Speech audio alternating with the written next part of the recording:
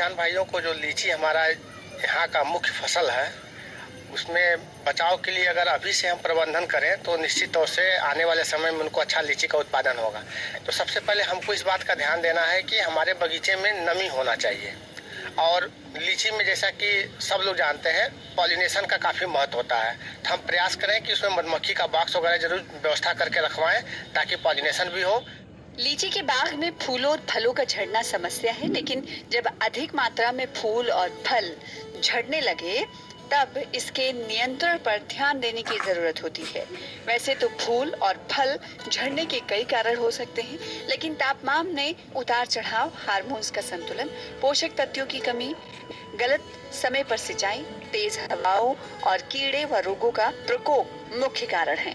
लीची के पौधों में 3 प्रकार के फूल आते हैं। शुद्ध नर फूल सबसे पहले आते हैं, जो मादा फूल आने के पहले ही झड़ जाते हैं, अतः इनका उपयोग परागण कार्य में नहीं हो पाता। कार्यकारी नर फूल जो मादा फूल के साथ ही आते हैं, इन्हीं नर पुष्पों से मधुमक्खियों द्वारा परागण होता है। लीची में उभयलिंगी मादा फूलों में ही फल का विकास होता है। इन फूलों में पुंकेसर अंडाशय के नीचे होता है, अतः स्वयं परागण ना होकर कीटों द्वारा परागण की जरूरत होती है। इसलिए अधिक फलन के लिए मादा फूलों का समुचित परागण होना चाहिए और परागण के समय कीटनाशी दवाओं का अधिक छिड़काव ना करें। बनने लगे उसमें तो उस समय हम एक हार्मोन जो प्लानोफिक्स आता है उसका 1 ml 4.5 लीटर पानी के हिसाब से घोल बना करके हम उसमें छिड़काव करें।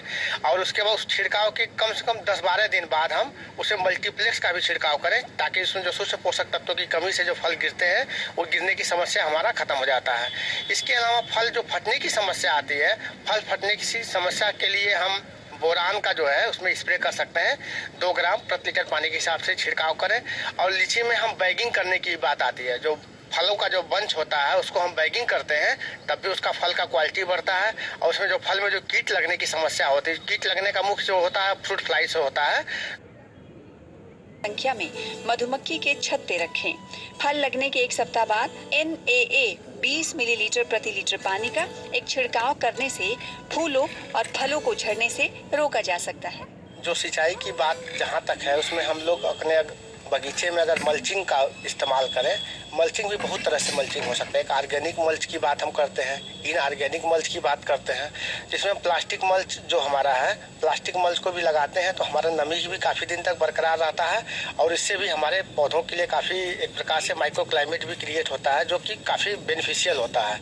और इसके अलावा जो हम पुआल का, चाहे अन्य जो हमारे पास खरपतवार के जो अवशेष होते हैं फसलों के, उससे भी मल्चिंग करके अपनी फसलों में हम नमी को बरकरार रखते हुए अच्छा से अच्छा उत्पादन उसको ले सकते हैं।